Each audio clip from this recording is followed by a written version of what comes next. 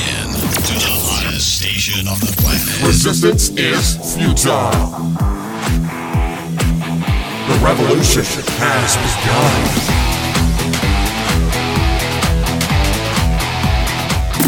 You're listening to Rebelpreneur Radio, helping you break the rules and build the business you need for the life you want. And now, broadcasting his pirate signal from somewhere beyond the status quo, here's your host, best-selling author, marketing and media strategist, Ralph Brogden. Hello and welcome to Rebelpreneur Radio, the show that helps you build the business you need so you can live the life you want. I'm Ralph Brogden. Well, I have a very special guest today who is an expert in management. He's a professional speaker and a published author, and most importantly, he looks just like Bryan Cranston. I mean, seriously, he looks like Walter White. He does. And his name is Bryan, but it's not Bryan Cranston. It is Bryan Smith. He is a management consultant, professional speaker, and published author who specializes in soft skills training and leadership development. Now, Bryan works with people who want to learn how to communicate and interact more effectively and who want to discover how to get the best out of themselves and others. Bryan understands the challenges of running a small business, so he's a perfect fit for Rebelpreneur Radio. He has spent over 30 years as a general manager for a major retailer, and he is an award-winning entrepreneur. He is also a former member of the faculty and college professor, having taught entrepreneurship, skills for success, and management 101. So he knows what he's talking about. He's even a teacher like Walter White, but it's my pleasure to introduce Bryan Smith. Bryan, welcome to Rebelpreneur Radio. Great to be here, and thanks for inviting me. Much appreciated. I don't know if I can live up to that billing, though. I'll have to make that a little shorter next time, I think. Well, I think it's fine. I think it fits you, and you're definitely who we want to turn to find out more about leadership and management and all the things that we need to run successful businesses and use those businesses to create the lives that we want. But before we get into all of that good stuff, tell us a little bit about your background. How did you get interested in management and leadership, and what put you on the path towards teaching and training people? Yeah, really, it was from the ground up sort of idea. I, like anybody else, you kind of get that first job. I got that first job in retail in a company here in Canada called Canadian Tire, a big, world-class retailer. So really it was a case of kind of coming up through the ranks, and, you become that department manager, and then you become that assistant store, and then you become that general manager. And really that was kind of the path that I took. When I decided that, I needed that change, I mean, long story short, I had went through a divorce, and at that point you kind of sit back and reevaluate. And one of the things I've enjoyed most is working with people, is as a general manager, as a department manager, part of your role is to teach people the skills that they're going to need to be successful. And in turn, you become successful as well. So when I decided to transition into another career, you kind of sat back and said, okay, what do I really, really like to do? And as I said, what I really like to do is to work with people. So it was a natural transition to get into consulting.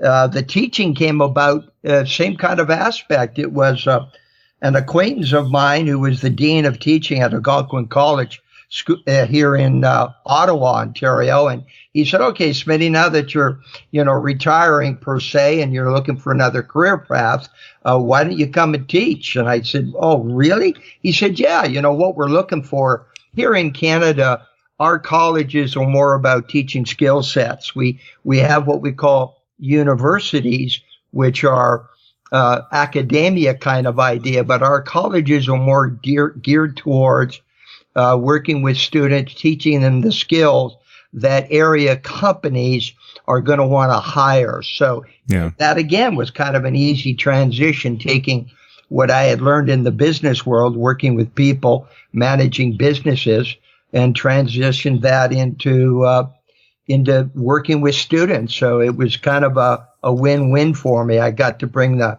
corporate world into the classroom, and then the classroom into the corporate world. So it really kind of created a win-win for me. So tell us a little bit about the soft skills training and teaching that you do. What specific soft skills are you especially interested in and conveying to people? Yeah, I like the intro there. It's really a case of working with people, how to communicate and interact more effectively. I kind of sat back at the end of my management career, and I really said, okay, what was some of the lessons that I had learned, and kind of put together a top 10. And that really became my first book, Top 10 Sins Most Managers Make and How to Avoid Them. And some of those lessons that I wanted to pass on, time management, stress, coping with stress, working with people, even though you don't like them kind of idea. So, and boy, that becomes a challenge, doesn't it? Yeah. Even from a management perspective, I don't got to like you. I just got to learn to work with you. It's not like, it's not like I'm going to take you, out for lunch or become your very best friend. So everybody has a particular skill set that they can bring to the business. And it's your role as that manager to put them into places where they're going to be successful. And then if they're successful, then you're going to be successful. So that really was sort of the starting point of Top 10 Sins. I've been there, done that, got the t-shirt kind of thing. And through my experience, am I going to be able to kind of don't do this instead sort of idea. So that became really the impetus of my consulting business. So what is the biggest problem? And I know every situation is different, but is it a people problem at work, or is it a leadership and management problem at work? Well, I think I'm a great believer in. I ask all managers when I speak to them, do you hire stupid people, or do they just get stupid after working with you? Right? Because I think our whole role is to teach people what we know. And that takes a different skill set as well. It's not based on what you know. It's based on your ability to teach somebody else. That it's bigger than you are. It's kind of like park your ego at the door. So the challenge is, as I said, I often referred to as WIFMs. What's in it for me? WIIFM. Yes. WIFMs, and that's really what I tell people. I got the greatest job in the world. I simply go around the country talking about WIFMs. So from a manager's position, what's in it for the people that you work with? And if you can help them get that, then you're, big question all the time is, how do I motivate people? I don't think you can motivate people. You can't motivate people to do squat. But what you can do is create that environment where they're going to want to help themselves, that they're going to want to be able to motivate themselves. So in other words, what turns their crank? What are they looking to get out of the exchange? In other words, what's in it for them? And then if you can help them connect those dots, then chances are they're going to like doing what they're doing. And then chances are that creates the win for you, right? I mean, it doesn't have to be my way. It can be our way as long as it accomplishes the goals that we're setting out to accomplish. And so I win, and then you win because you're going to get your WIFM too. Yeah, I really like that. And that triggered a couple of thoughts. One is Michael Gerber, who has essentially said the same thing. You can't motivate people to do anything, and you can't even motivate yourself. That people have their own agendas, and it's more about finding out what's in it for them or what's in it for me with them. Yeah. And the interesting thing is that was the discovery that I made as I studied psychology and marketing as an undergraduate, and then as a graduate student pursuing strategic communication. So I'm really interested in learning more about communicating and interacting more effectively. Your approach to that, one of the common denominators here, whether it's strategic communication, marketing, or psychology, is it's not about you. It's about the people that you're trying to connect with, interact with, influence, persuade, lead. If it's about you, then it's about you and your ego. And then it's no wonder that you're going to have a hard time getting people interested. They're not going to follow you. Yeah, absolutely. No question. That was one of the top 10 sins. I kind of sat back and I said, you got to kind of park your ego at the door. It's not about being right. It's about doing what you need to do to make sure that you accomplish the task. And if you're trying to get buy-in, then it can't be all your way. I really like that from your speaker reel that I looked at, where you're talking about the difference between telling people this is how I want you to do it versus telling them this is where I think we should go. How do you think we should get there? Bingo. And if you make it more about them, chances are they're going to come along, right? If it's all your idea and it doesn't work, then they're going to sabotage you, right? They're going to say, well, geez, you should have asked me. I could have told you that wouldn't work, as opposed to letting them be part of that plan. Let them institute, give you those thoughts, those ideas, incorporate that in your plan. And then chances are, if they've got a vested interest in it, they're going to work really, really hard to make that thing work. Because if it fails, they know their name's all over it. So you really got to get buy-in. And the only way to get buy-in is to use some of their input. Yeah, that's really powerful. It's more effective, and it actually empowers people and gives them a certain sense, a perception of control, and also the thing that everybody wants, RESPECT. Absolutely.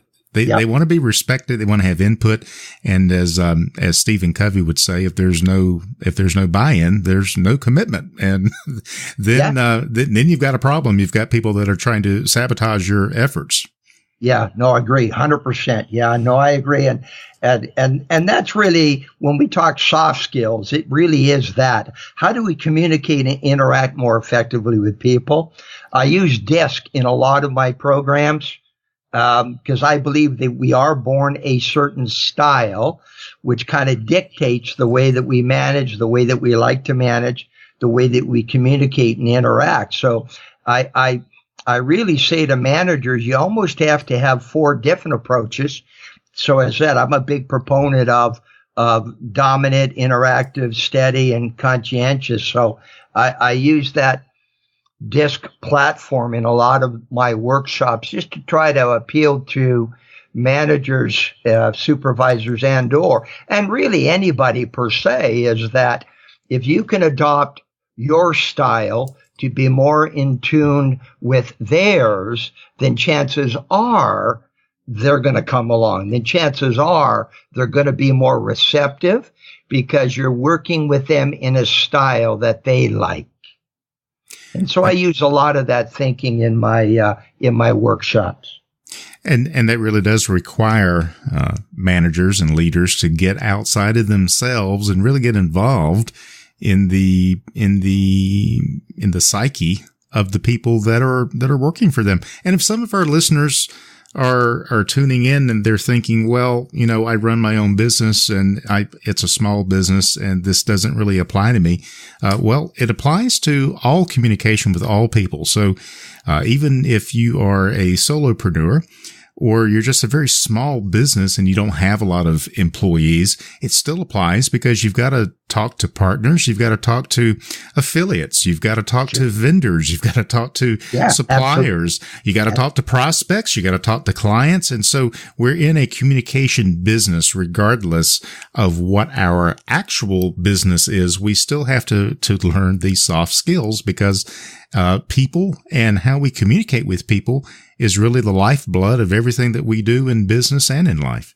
Yeah, it's really kind of interesting how, soft skills have really kind of come full circle. I can remember talking about that, 10 years ago sort of idea, and people would kind of look at you sideways, but it just seems now with everything we're reading, with everything we're hearing, that soft skills is twice as important really now as technical ability, and that's that Daniel Goleman type thinking. Yeah. Well, I'm not familiar with Daniel Goleman. So what's his thinking? What's his thought? Well, again, he kind of coined that phrase, emotional intelligence, some years ago. Oh, yes. Yeah. I'm familiar with EI. Yeah. Right on. Yeah. And I had worked with a person I had worked with years and years ago, and kind of a mentor of mine, Lionel Conacher, who unfortunately is no longer with us, but he kind of introduced me to that kind of thinking, kind of the Dent kind of thinking of positive reinforcement and kind of the carrot kind of idea as opposed to the stick. So he really introduced me to that thinking. And then my first real sit down in the audience kind of a deal was with Ken Blanchard and his 1 Minute Manager deal years and years ago. And so that also kind of helped me get out and away from myself and look at it from their point of view as opposed to mine. So there's a lot of good stuff out there. Yeah. And it's all critical for lots of things, for marketing success, for management and leadership success. You have authored a couple of books. You're working on your third book right now. We mentioned the first book, or you mentioned it, Confessions of a Reformed Control Freak, the top 10 sins most managers make and how to avoid them. So that's a very compelling title. If we don't have time to do all top 10, but is there one sin that managers and leaders make that really stands out? That's kind of like the unpardonable sin, but or maybe not unpardonable, but it's like a cardinal sin that comes to mind. Well, yeah, to me, it's all about developing habits, right? A good habit is a good result, plain and simple. Bad habit is a bad result. And the nice thing from an adult's perspective, we do have the ability to develop new habits. So that's what I really tell about people. If, we can learn to be more patient. We can learn to be open-ended. We can learn to be flexible. So it's more about think it, act it, and become it. So change the habit, change the result. And that's what I try to impress them. You are who you are, but it doesn't have to dictate where you end up as long as you work at changing the here and now sort of idea. So it's having a game plan and then work your plan. Yeah, so you mentioned my first book, The Top 10 Sins, and what I'm working on now was my second book was Leadership Lessons from a Reformed Control Freak, The Art of Managing and Leading in the 21st Century. So right now I'm kind of excited because I'm creating an online course. So I'm working with a platform called Teachable, and I'm using that book to create a workbook to be able to offer that online. So that's kind of fun right now. Yeah, that's exciting because this is the sort of thing that I think has universal appeal. So long as we are people and we're trying to communicate and interact more effectively, especially managers, leaders, business owners, anyone who is trying to enlarge their circle of influence is going to benefit from learning these soft skills and learning how to communicate more effectively. Is there something that someone can do, maybe a 1, 2, 3 step process that would help them to become better communicators? I really think a real key there would be to, and again, I'm a big proponent of behavioral assessment tools, but if they have the ability to take an assessment and learn to identify their style, but then more importantly, recognizing different styles and then adopting their style to be more in tune with someone who has a different style than them. So I'm a great proponent of it's not about you, it's about them. And if you want to spend some nickels And you can do that by, reading some books and or otherwise, but all about behavioral sciences and understanding the different styles, and then learning how do I change my style to be more in tune with theirs. And then chances are they're going to be more receptive to what you have to say. That makes a lot of sense. And so much of strategic communication is driven by research. It never starts with what you want to say. It always starts with what the audience wants to hear. Yeah, exactly. What's their from? What are they looking to get out of the deal? And if you can deliver on that, then chances are you have their attention. Yeah, that makes a lot of sense. Now, as a management consultant, I understand what you do in the classroom. As a management consultant, as a professional speaker, how do you work with people? How do people take advantage of your consulting and speaking and the other skills that you offer them and outside of the classroom? Really just kind of reaching out. I put in a fair amount of proposals, but if just a case of email me, and I always say, information's free per se. Any questions that they might have, any what ifs or yeah buts, I'd be more than happy to help in any way I can. So I do a lot. I work with companies. I'll work with their management teams, but I'm also about giving back as well, right? And so, if somebody had an issue or a concern and they wanted to reach out, email me, I'd be more than happy to answer any questions that I have or help them if I could. Super. And so the website for our listeners who are interested in connecting with Brian Smith, it's easy to remember. It's briansmithpld.com, and the PLD stands for PowerLink Dynamics. PowerLink Dynamics, and that's the name of your consulting company. That's the name of my company, Brian Smith at PowerLink Dynamics. So briansmithpld.com. That's also my Twitter, my LinkedIn. So they can tweet, they can reach me through LinkedIn, Instagram. So I'm on all of the social sites as well, on Facebook, so they can reach me. Yep, and they'll know that they found you when they see a guy that looks like Walter White. There you go. I'm going to have to check him out. You've never checked Breaking Bad out? I know the Cranston guy, right? He's the Shares guy on TV. Yeah. Yeah. So I'm familiar with him. But you type it. Oh, okay. All right. Walter White. The penny just clicked. Okay. Yeah. All right. My partner and we just caught their newest movie where he's an invalid in a wheelchair. Uh-huh. And you've got Hart gets hired to be his helper. Yeah. Yeah, what a hoot. No, I know who you mean now. Okay, I'm good with that. I haven't seen that one, but no, it's a good one though. You should watch it. It's a great laugh. Yeah. Well, if you go to Google and type in Walter White, okay, and look at some of the images that pop up, and I think you'll see your twin brother. Well, Ralph, I'm gonna have to check that out. I'm gonna have to take you up on that. I've been speaking with Brian Smith. He is a management consultant, professional speaker, and a published author of a couple of books and working on his third. Brian specializes in soft skills training and leadership development. So if you want to learn how to communicate and interact more effectively as a manager, as a leader, you can find out more about Brian and connect with him at briansmithpld.com. Brian, it's been a real pleasure to get to know you. Thanks so much for being on Rebelpreneur Radio. I really appreciate it. Thank you. Thanks for asking. I appreciated that. You've been listening to Rebelpreneur Radio with Ralph Brogden. Download the show notes and much more at rebelpreneur.com.